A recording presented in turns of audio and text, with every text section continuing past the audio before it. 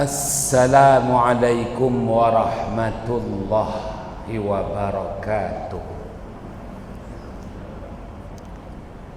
Bismillahirrahmanirrahim. Wabihi nasta'in ala umurid dunya waddin. Alhamdulillah wa salamun ala ibadihi alladzina astafa, amma ba'd. Sidang ahli jamaah yang dirahmati Allah, kita panjatkan kesyukuran kehadrat Allah Subhanahu wa ta'ala. Malam yang berbahagia ini, perintah Allah dilaksana dan disempurna. Sekali lagi diberi ruang dan kesempatan untuk kita manfaatkan bersama. Moga-moga dapatan perolehan kuliah ini nanti jadilah jua hendaknya sebagai pedoman hidup di dunia. Mana-mana yang boleh diamalkan, moga-moga jadilah jua hendaknya sebagai bekalan untuk kehidupan yang kekal abadi, kehidupan di akhirat sana. Ayat 45 Suratul Hajj. Ayat 45 Suratul Hajj. Allah Subhanahu wa ta'ala berfirman, ba'da a'udzu billahi minasy syaithanir rajim, faka'ayyin min qaryatin ahlaknaha wa hiya zalimah fahiya khawiyatun ala urushiha wa bi'rin mu'attalah wa qasrin masyid. Sadaqallahul azim. Artinya, berapa banyak penempatan kediaman, daerah, negeri, negara yang telah kami binasakan kerana penduduk, penempatan kediaman daerah, negeri, negara itu berlaku zalim. Maka dengan sebab itulah runtuh atap-atap, bangunan-bangunan, rumah-rumah kediaman, dan dikosongkan sumur, perigi, telaga daripada penggunanya, pengunjungnya, pelancongnya. Sunyi sepi. Dan istana, bangunan-bangunan mewah yang ditinggalkan begitu sahaja, tiada pemiliknya lagi. Sidang ahli jamaah yang dirahmati Allah, ayat 45 Suratul Hajj, Allah Subhanahu wa ta'ala bentangkan kepada kita umat akhir zaman, umat Muhammad sallallahu alaihi wasallam, sejarah umat nabi-nabi terdahulu, yang mana Allah Subhanahu wa ta'ala perakukan bahawa Allah binasakan penempatan kediaman, daerah, negeri, negara yang mereka bina. Dan Allah Subhanahu wa ta'ala perakukan, Allah binasakan kerana mereka itu melakukan perbuatan zalim.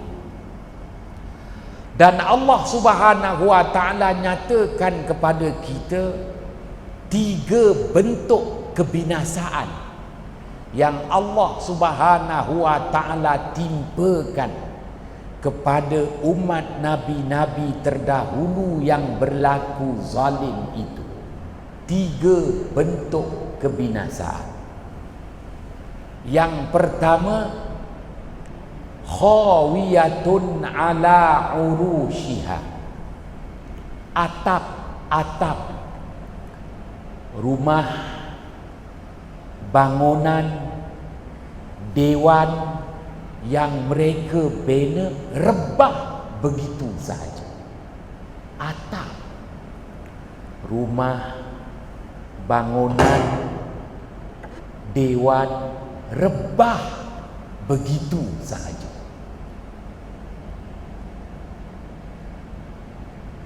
Yang kedua, sumur, telaga, perigi sunyi sepi, tiada penggunanya lagi, tiada pengunjungnya lagi, tiada pelancongnya lagi, senyap, sunyi, macam pasir gudang, punya banyaknya pasir, punya bersepahnya gudang, tiba-tiba sunyi, pasir je yang tinggal, gudang semua tutup. Walaupun dah naik taraf bandaraya, pasir gudang.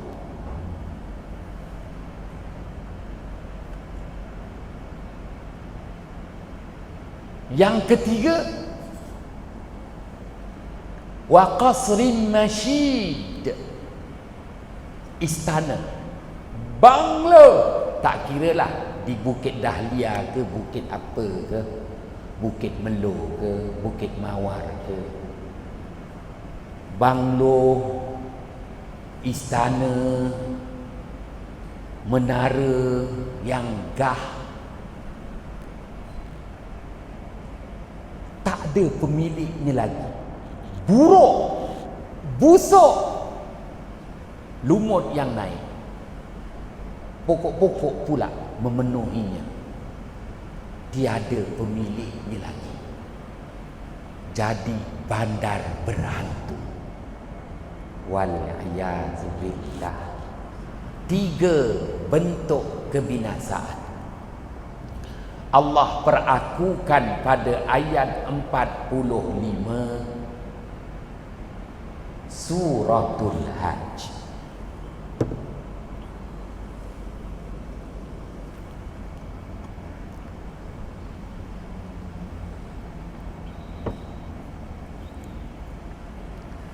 Sidang ahli jamaah yang dirahmati Allah, Asy-Syaikh Al-Imam Syihabuddin Al-Alusi wafat pada tahun 1270 Hijrah, menulis dalam kitab tafsirnya Ruhul Ma'ani, menjelaskan ayat 45 Suratul Hajj. Allah Subhanahu wa ta'ala binasakan penempatan kediaman daerah negeri negara dengan ditimpakan wabak penyakit. Apabila Allah Subhanahu wa ta'ala timpakan wabak penyakit, matilah penduduk di sesuatu penempatan, mati penduduk di sesuatu bandaraya, daerah, negeri, mati. Wong Jawa ngomong modar, mati. Apabila Allah timpakan wabak penyakit, mati penduduk. Ribuan penduduk mati di sesebuah bandaraya. Oleh kerana penduduk di sesebuah bandaraya itu mati, maka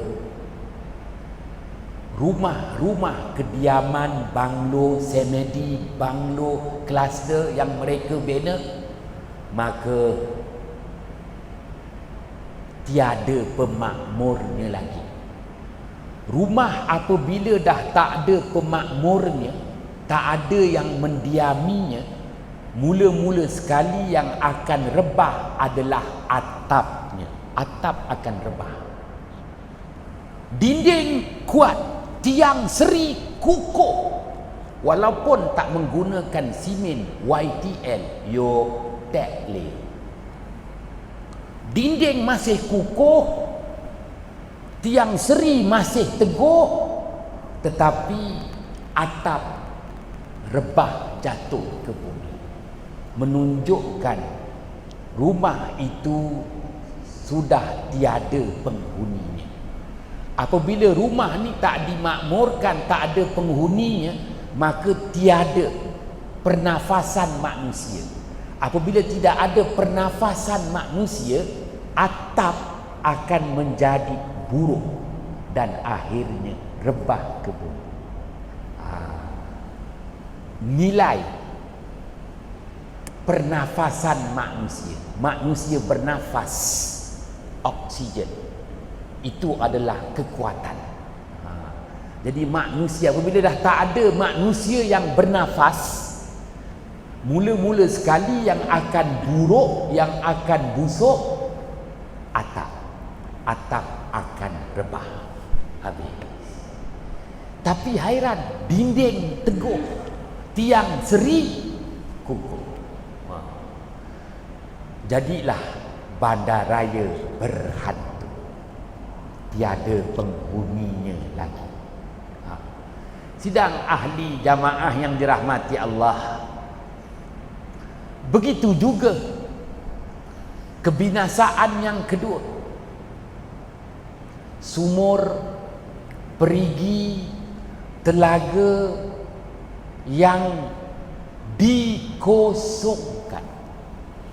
Kalau sebelum ini telaga macam-macam, telaga air, telaga minyak, macam-macam, dimakmurkan manusia.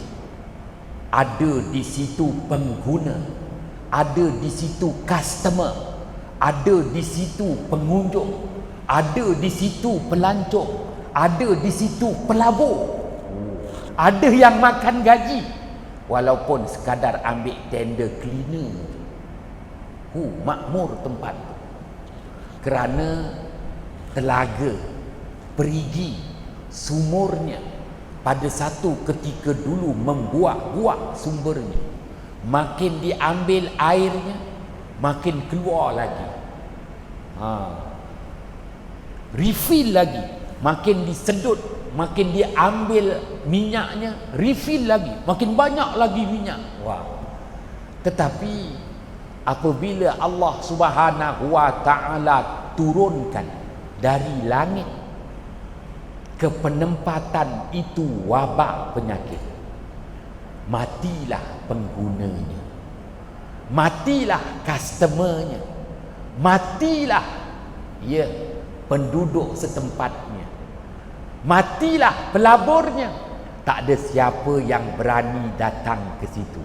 Semua melarikan diri, jauhi Pasir Gudang, angkara Sungai Kim-Kim, Kam-Kam, Kom-Kom. Semua orang lagi takut. Yang tak takut tuan-tuan aja. Kerana nak pergi mana lagi? Kalau tak pergi Medirono, Medirene, nak pergi mana lagi? Harta kau semua kat sini, hutang kau pun kat sini. Nak lari ke mana? Korang bukan ada duit pun, duduk ajalah Pasir Gudang. Tuan-tuan yang dirahmati Allah,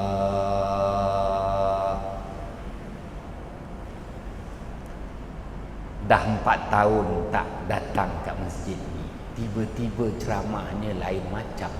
Dengar tak apa, Tuan-tuan yang dirahmati Allah. Ya, bi'rim mu'attalah. Sumur telaga perigi yang kosong, dikosongkan. Tiada penghuni, tiada pengunjung, tiada pelancong, tiada pelaburnya. Semua larikan diri. Kenapa? Akibat Allah turunkan dari langit ke penempatan itu wabak penyakit. Wow. Sama ada dua lah, lockdown ataupun lock up. Lock up, lock up, lock up, lockdown. Pilih dua. Kalau lock up pun lock up terkepung juga, lockdown pun terkepung juga. Nak pergi ke mana? Tuan-tuan yang dirahmati Allah, Asy-Syaikh Al-Imam Syihabuddin Al-Alusi wafat pada tahun 1270 Hijrah menjelaskan, angkara pertama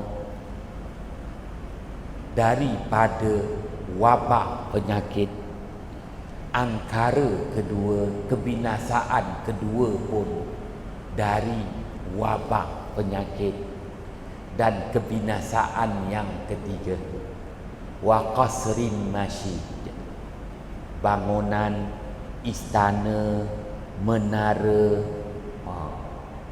Walaupun ada menara hebat, menara Aqabah, wah. Tapi masyid tiada penggunanya, jual pun tak laku. Hotel selesa namanya. Kau faham tak aku ceramah apa? Jangan tak faham. Kesian hotel selesa tu kan, tak ada siapa nak beli. Tengok, buruk gitu. Wa qasrin masyid, bangunan gah yang tiada pemiliknya lagi. Jual lelong pun orang tak nak beli. Kalau nak beli pun tak ada bank nak kasih pinjam. Wal-iyazubillah.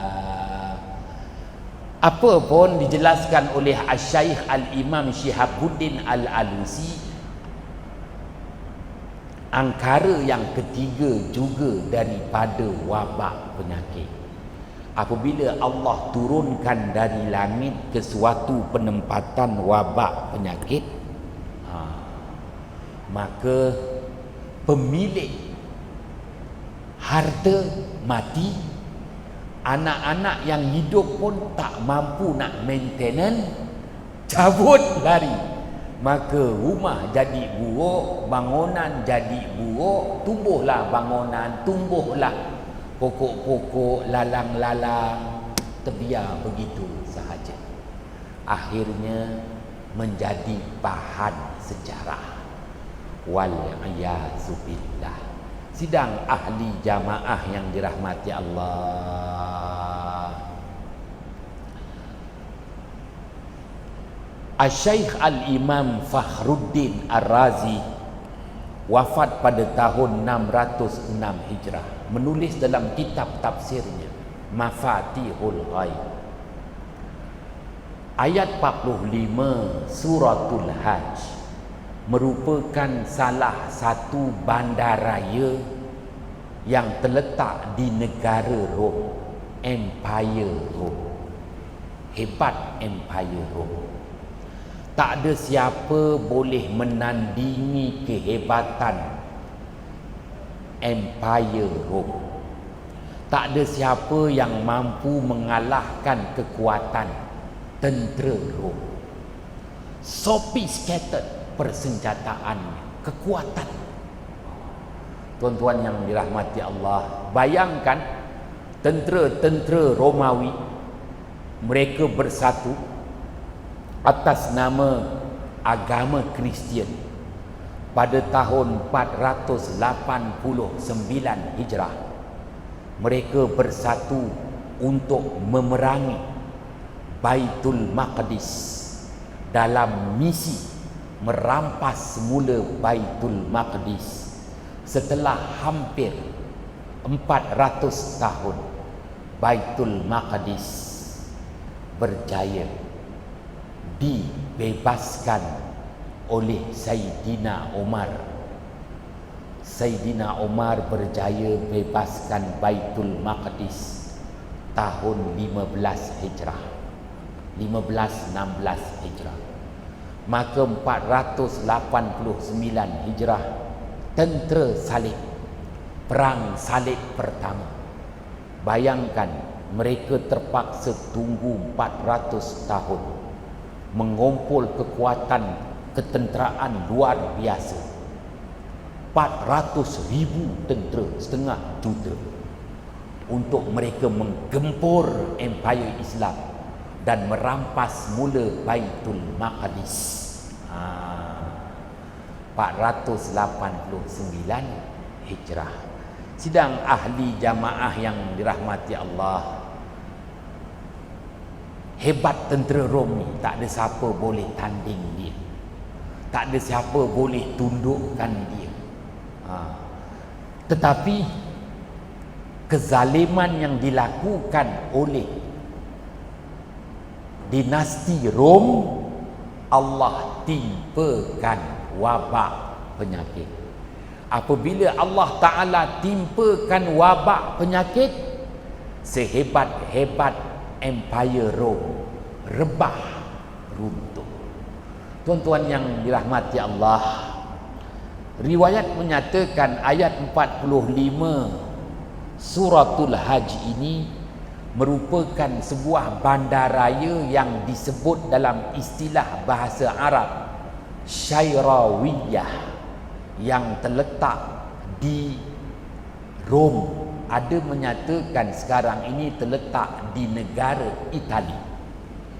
Maka ada sebuah bandaraya yang hebat dan pesat membangun. Namanya dalam istilah bahasa Arab disebut Syairawiyah. Merupakan bandaraya yang dibangga-banggakan oleh dinasti Rom. Tak ada siapa boleh kalahkan dia. Hebat, tetapi tumbang jua dengan wabak penyakit yang Allah timpakan. Tuan-tuan yang dirahmati Allah, rebah khawiyatun ala urushiha, rebah atap-atap, walhal dinding masih teguh, tiang seri masih kukuh. Tak ada nampak dindingnya itu kena berdelan meriam. Tak ada nampak tiang serinya itu kena tembakan M16. Tak ada. Tak ada siapa nak perang Rom. Dia gagah perkasa. Tetapi apabila Allah timpakan wabak penyakit, habis. Mampus. Tak ada manusia yang memakmurkan, atap-atap bangunan rumah rebah. Hingga kini bandaraya Syairawiyah tu tak ada siapa berani. Hanya dijadikan tempat sejarah. Tempat sejarah aja.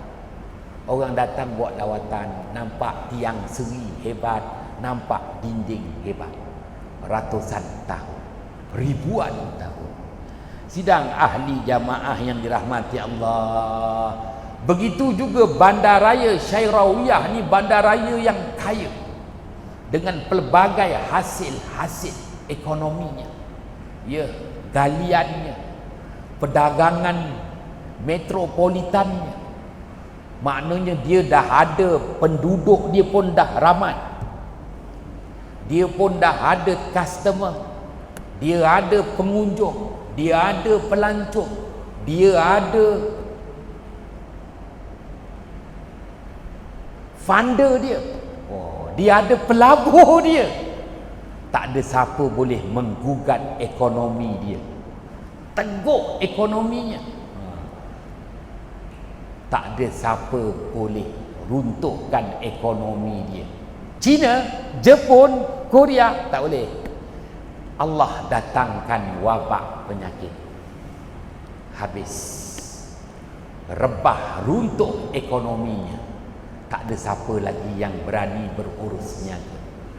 Mati penduduknya, mati pelaburnya, mati pengunjungnya. Wal i'yazu billah. Penangan wabak penyakit ni tuan-tuan, dia bukan sekadar membunuh nyawa manusia, bunuh ekonomi terus. Bi'rim mu'attalah wa qasrin masyid. Empire Rome, menara yang tinggi, istana-istana yang gah, sampai sekarang masih kukuh. Tak nampak pun ada tentera lain yang datang meruntuhkannya. Tak mampu. Tak ada siapa mampu menandingi kehebatan tentera Rom. Tapi musnah segalanya. Ya, Allah datangkan wabak penyakit. Apabila Allah Ta'ala datangkan wabak penyakit, mati pemilik-pemilik, hartawan-hartawan, jutawan-jutawan. Habis. Bangunan gah, menara gah, dewan gah, istana gah, sudah hilang pemiliknya. Maka burung, busuk hanya menjadi habuan-habuan. Ya, lalang, begitu juga serangga-serangga yang menginap di situ. Wal i'yazu billah. Tak ada siapa yang berani meneruskan lagi. Dengan kata lain, apabila Allah timpakan wabak, bukan sekadar membunuh nyawa manusia, melenyapkan ekonomi manusia, malah menumbangkan kekuatan empire, sesuatu, ya, dinasti yang selama ini dibangga-banggakan. Itulah dia Bandaraya Syairawiyah, penangan daripada wabak penyakit yang ditimpakan. Maka sebab itu apabila ditanya kepada baginda Muhammad sallallahu alaihi wasallam, sebaik sahaja turun ayat 45 suratul Hajj, Rasulullah mengkaitkan sebuah bandaraya yang musnah dengan wabak penyakit.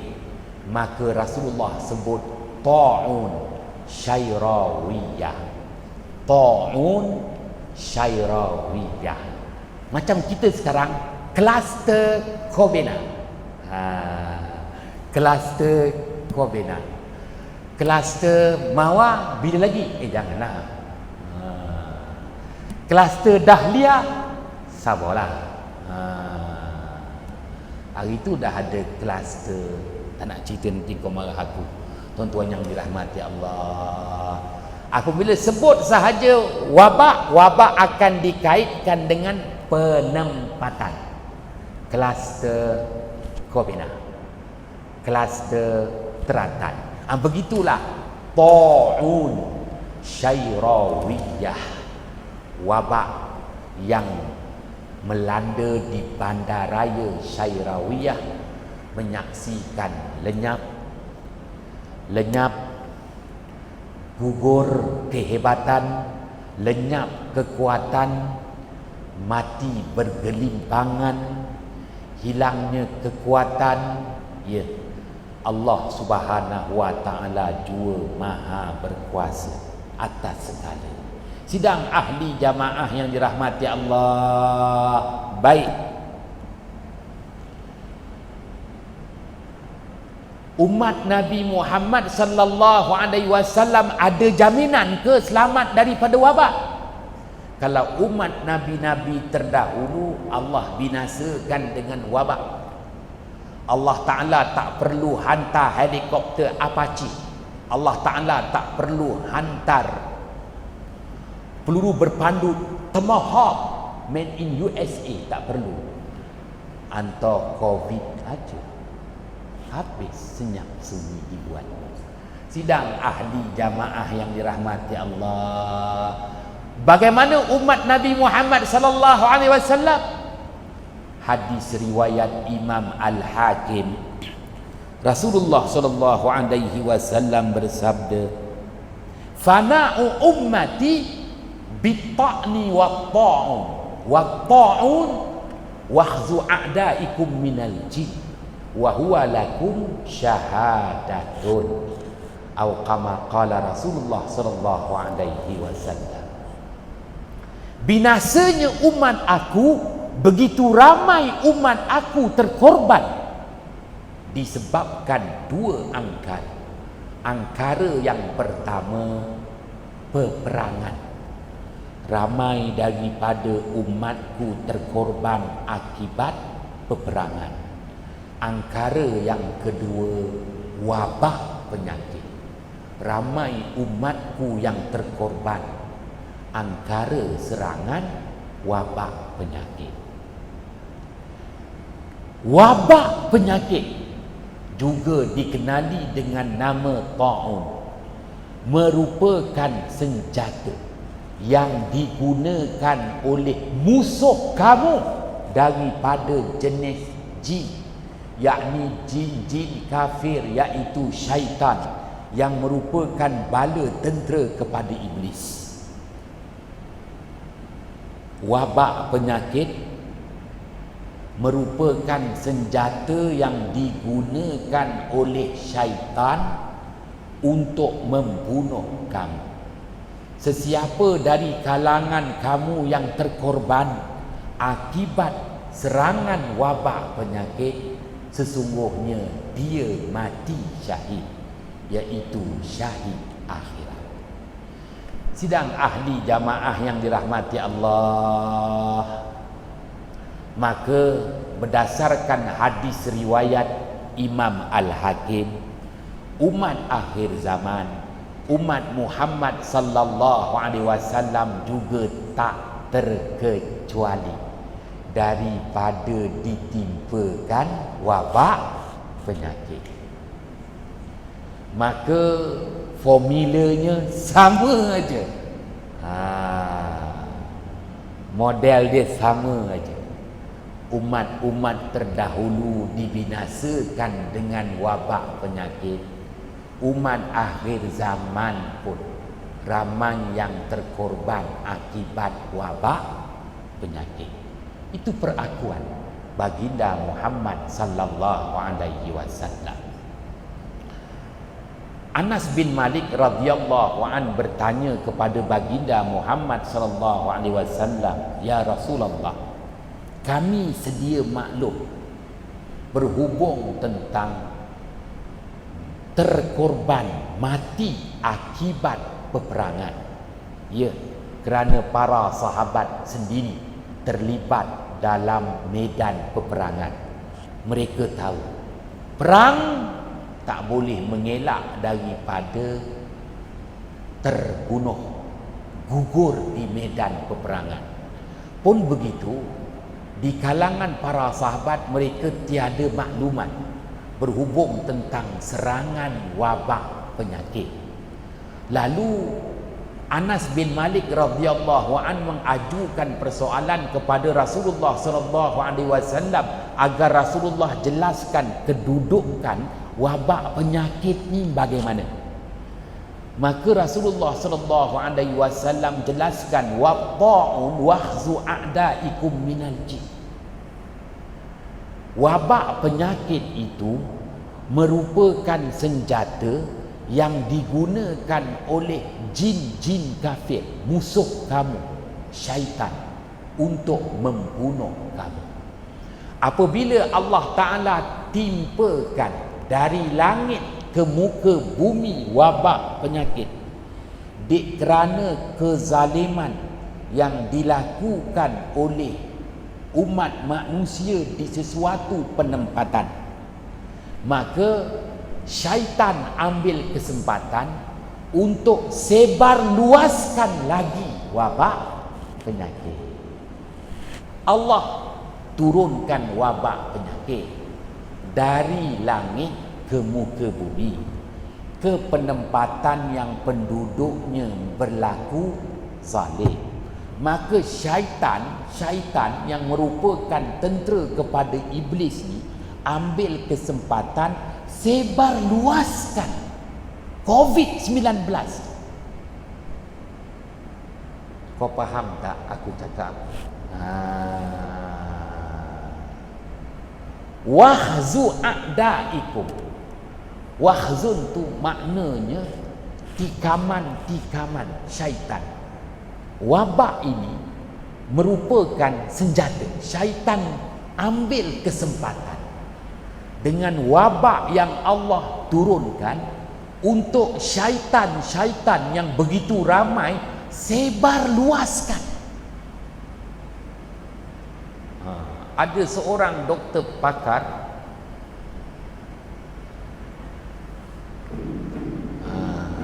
tak apa, selepas azan sambung lagi lah, 10 minit jadilah. Kalau lebih nanti aku bayar 1,000, kau tak nak bayarkan.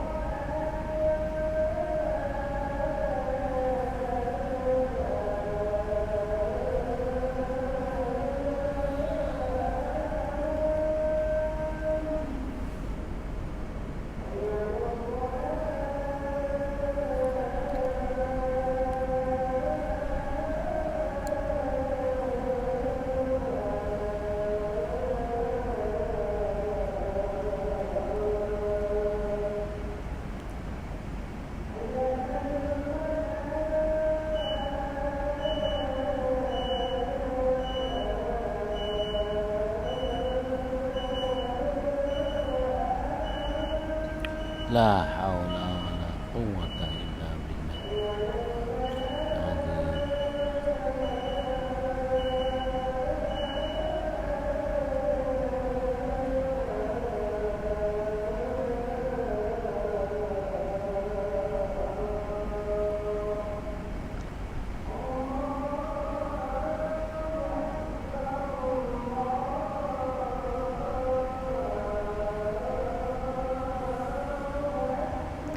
Allahu Akbar.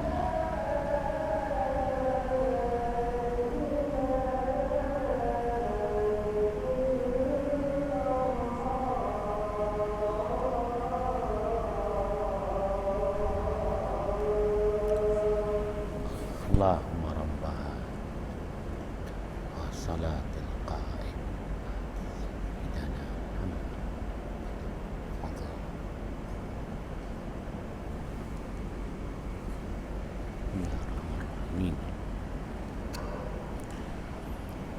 Sidang ahli jamaah yang dirahmati Allah, syaitan merupakan bala tentera iblis. Ambil peluang, ambil kesempatan, sebar luaskan wabak penyakit yang Allah timpakan ke sesuatu tempat. Sebab itu baginda Muhammad sallallahu alaihi wasallam, riwayat Imam Muslim, Rasulullah sallallahu alaihi wasallam melarang, fala tadkhulu alaiha wala tuqaddimu alaiha.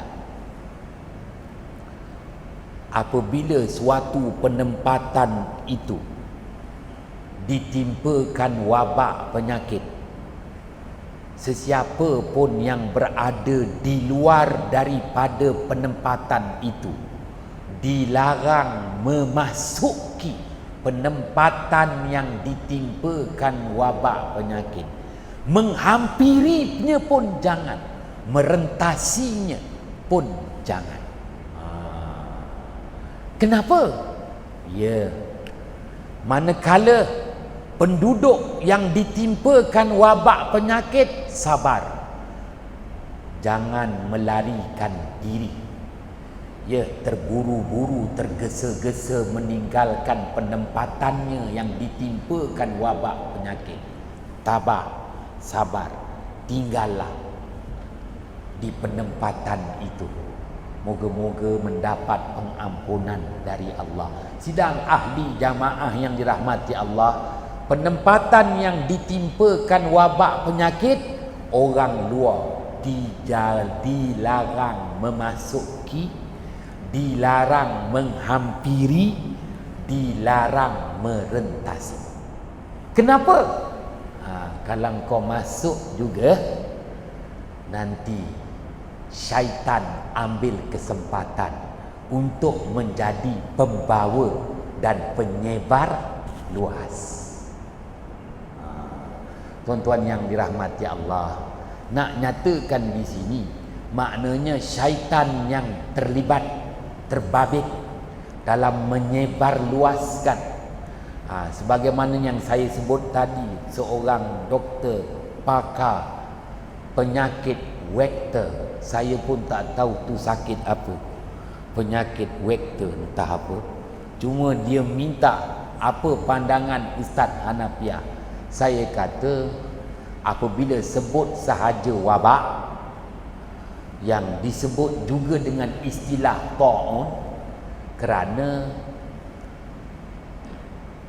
ulama fiqh ada yang menyatakan istilah berbeza, maknanya sama. Tinggal lagi ta'un, penyakit berjangkit yang belum lagi membunuh dan mengorbankan nyawa manusia. Wabak, penyakit berjangkit yang telah membunuh dan mengorbankan nyawa manusia. Itu penggunaan istilah saja. Kalau sebut istilah ta'un, penyakit tu berjangkit, merebak, tapi belum bunuh lagi. Kalau dah mula mati, tu namanya wabak. Wal-'iyazubillah. Sidang ahli jamaah yang dirahmati Allah, jelas kepada kita, ya, kenapa Rasulullah sallallahu alaihi wasallam melarang. Kerana wabak ni, ta'un ini, asalnya istilahnya disebut ta'nun, membawa erti tikaman. Ta'un, tikaman. Jadi kalau siapa yang kena ta'un, dia akan rasa dadanya ditikam, pedih, bisa perit. Wal-'iyazubillah. Itu istilah penggunaannya. Dan istilah ta'un ini, apabila Allah turunkan daripada langit, maka berlakulah apa yang disebut fasadul hawa. Wabak diturunkan dari langit, mula-mula sampai dulu di ruangan udara. Apa yang berlaku? Rasulullah bersabda, fasadul hawa, udara tercemar, maka berlakulah pencemaran udara. udara diracuni, berlakulah keracunan udara. Kerana istilah fasadul hawa, wabak itu merosakkan udara, wabak itu mencemarkan udara, wabak itu meracuni udara. Maka daripada udara dia akan jatuh ke permukaan tanah. Maka tanah pula diracuni, tanah pula dikotori, tanah pula dicemari. Berlakulah keracunan tanah. Kalau tadi keracunan udara, keracunan tanah. Daripada udara nak jatuh kat mana? Dia akan jatuh ke raw water, permukaan air. Apatah lagi air yang terdedah, empangan sungai layak. Oh, jatuh ke situ. Apabila jatuh ke permukaan air, keracunan air, maka berlakulah 3 bentuk: keracunan udara, keracunan tanah, keracunan air. Semua beracun. Nak pergi ke mana? Syaitan pula sebar luaskan. Habis. Sidang ahli jamaah yang dirahmati Allah, itu makna ta'un. Ta'un tu maknanya keracunan udara, keracunan tanah, keracunan air. Orang Melayu sebut ta'on. Pasir Gudang dah ada pengalaman lah. Sungai Kim-Kim akan datang, Sungai Kam-Kam pula. Coming soon, Sungai Kum-Kum. Tuan-tuan yang dirahmati Allah. Jadi cadangan saya kepada tuan-tuan, jual aja lah rumah murah-murah ni. Tuan-tuan baliklah Medironok. Tinggalkanlah Medirene. Dah lah. Nanti kau marah aku. Walaupun nak diisytiharkan bandaraya Pasir Gudang. Tak apa, biar Datuk Bandarnya akulah Haji Hanafiah Datuk Bandar Bandaraya Pasir Gudang. Tapi sejarah dah ada. Betul? Sejarah dah ada. Lazimnya sejarah akan berulang.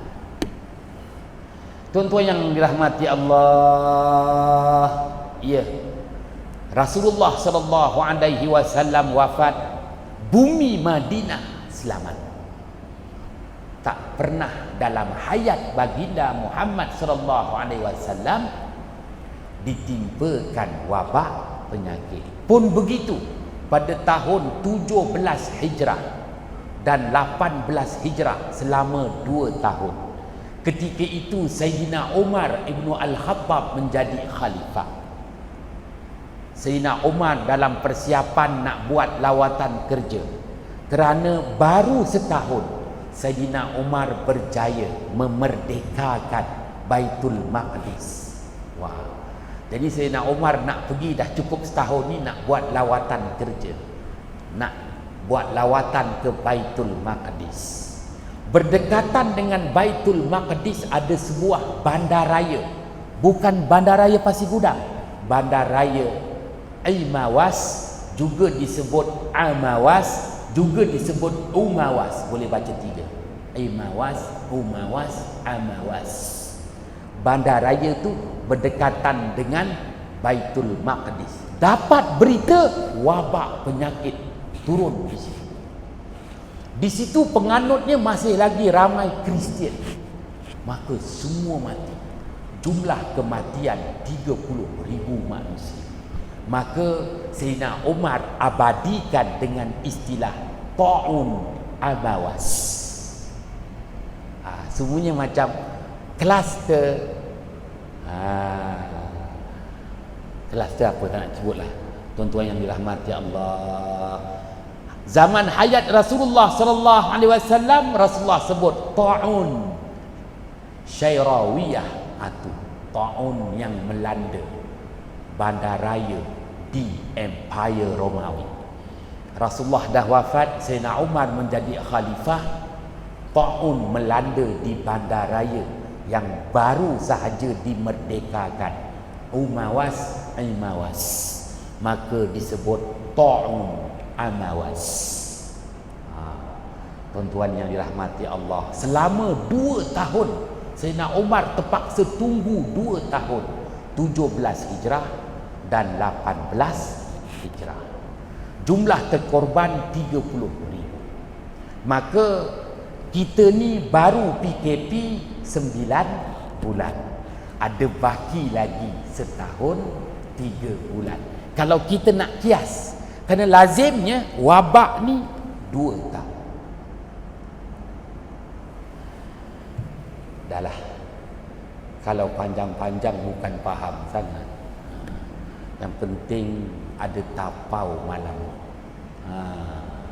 Salah silap mohon jutaan kemaafan. Bismillahirrahmanirrahim. Fafahamnaha Sulaiman wa kullan ataina hukman wa ilma wa sakharna ma'a Daudal jibala yusabbihna wa tayra wa kunna fa'idin. Ya Hayyu ya Qayyum, ya Rabba Musa wa Harun, wa ya Rabba Muhammadin sallallahu alaihi wasallam, alaihim ajma'in. Assalamualaikum warahmatullahi wabarakatuh.